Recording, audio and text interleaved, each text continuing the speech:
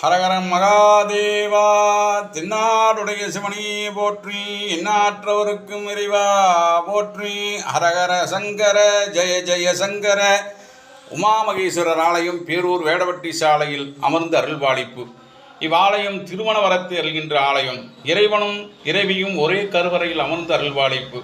திருமணம் வர வேண்டி இவ்வாலயத்தில் 11 வாரங்கள் வழிபாடு செய்வது சிறப்பு. அனைவரும் வருக, திருவருள் பெருக. உமாதேவி தாய் இந்த உமாமகேஸ்வரர் ஆலயத்தில் நட்சத்திரத்துக்கு உந்த வழிபாட்டை விரும்புகிறார் இறைவன். ஒவ்வொரு பக்தரோட வழிபாட்டையும் விரும்பி வரத்தேல் செய்கிறார். இவ்வாலயத்தில் இறைவன் விருப்பத்தோடு